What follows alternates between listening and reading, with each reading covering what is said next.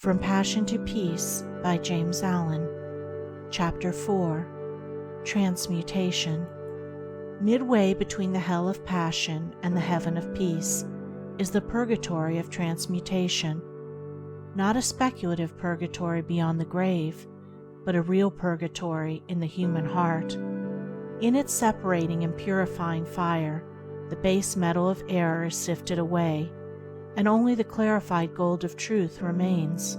When temptation has culminated in sorrow and deep perplexity, then the tempted one, strenuously striving for deliverance, finds that his moral servitude is entirely from himself. Instead of fighting against outer circumstances, he must alter inner conditions.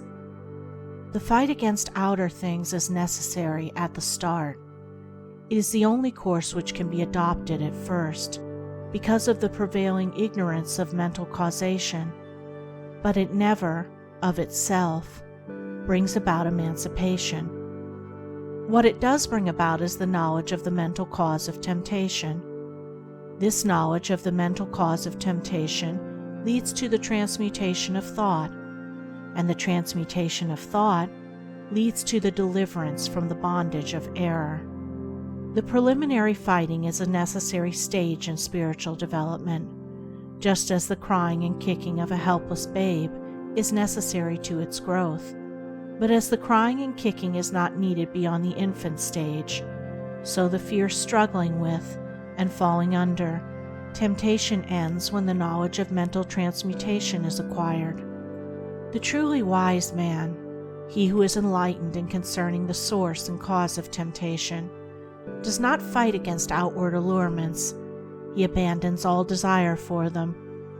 Thus they cease to be allurements, and the power of temptation is destroyed at its source. But this abandonment of unholy desire is not the final process. It is the beginning of a regenerative and transforming power, which, when patiently employed, leads to the clear and cloudless heights of spiritual enlightenment. Spiritual transmutation consists of an entire reversal of the ordinary self-seeking attitude of the mind toward people and things, and this reversal brings about an entirely new set of experiences. Thus the desire for a certain pleasure is abandoned, cut off at its source, and not allowed to have any place in the consciousness. But the mental force which that desire represented is not annihilated.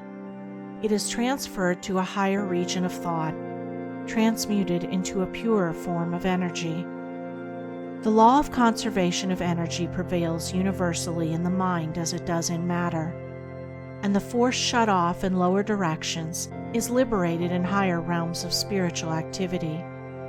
Along the saintly way toward the divine life, the midway region of transmutation is the country of sacrifice, the plain of renunciation.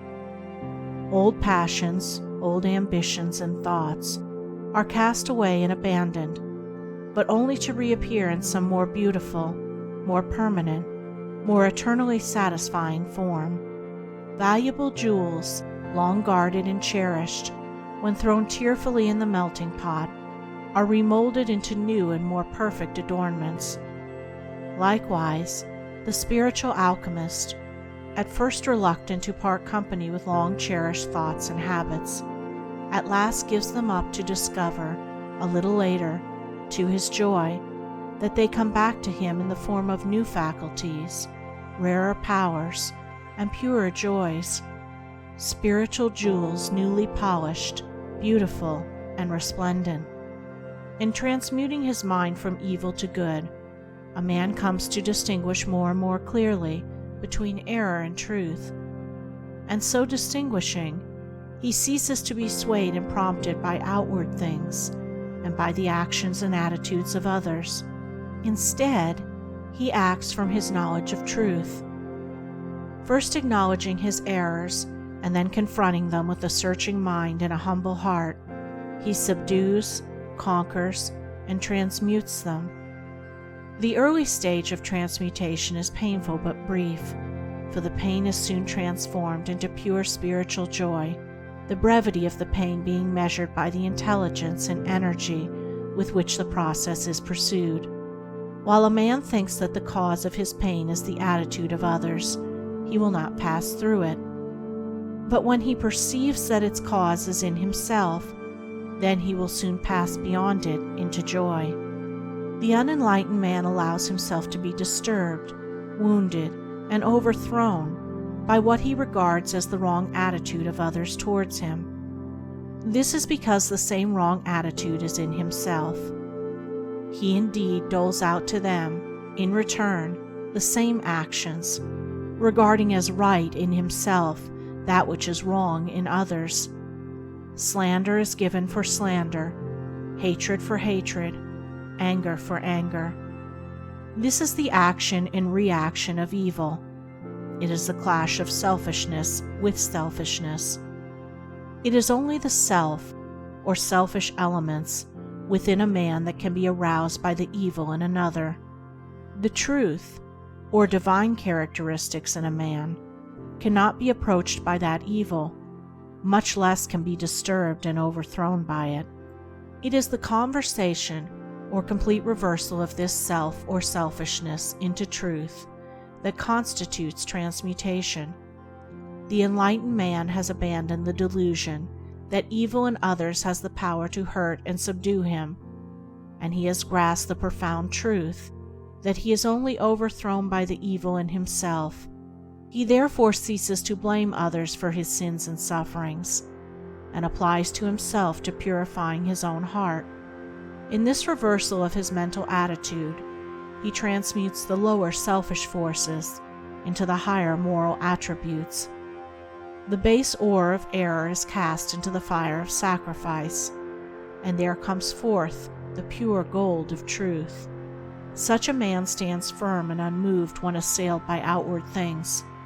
He is self's master, not its slave.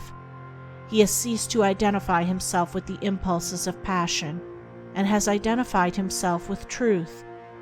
He has overcome evil, and has become merged with good. He knows both error and truth, and has abandoned error and brought himself into harmony with truth. He returns good for evil. The more he is assailed by evil from without, the greater is his opportunity of manifesting the good from within. That which supremely differentiates the fool from the wise man is this: the fool meets passion with passion, hatred with hatred, and returns evil for evil, whereas the wise man meets passion with peace, hatred with love, and returns good for evil. Men inflict suffering upon themselves through the active instrumentality of their own unpurified nature. They rise into perfect peace in the measure that they purify their hearts. The mental energy which men waste in pursuing dark passions is all sufficient to enable them to reach the highest wisdom when it is turned in the right direction. As water, when transmuted into steam, becomes a new, more definite and wide-reaching power, so passion, when transmuted into intellectual and moral force, becomes a new life, a new power for the accomplishment of high and unfailing purposes. Mental forces, like molecular, have their opposite poles or modes of action. Where the negative pole is, there is also the positive. Where ignorance is, wisdom is possible. Where passion abounds, peace awaits. Where there is much suffering, much bliss is near. Sorrow is the negation of joy. Sin is the opposite of purity. Evil is the denial of good. Where there is an opposite, there is that which is opposed. The adverse evil, in its denial of the good, testifies to its presence. The one thing needful, therefore, is the turning around from the negative to the positive, the conversion of the heart from impure desires to pure aspirations, the transmutation of passional forces into moral powers. The wise purify their thoughts. They turn from bad deeds and do good deeds. They put error behind them and approach truth. Thus do they rise above the allurements of sin, above the torments of temptation, above the dark world of sorrow, and enter the divine consciousness. the transcendent life. End of chapter 4.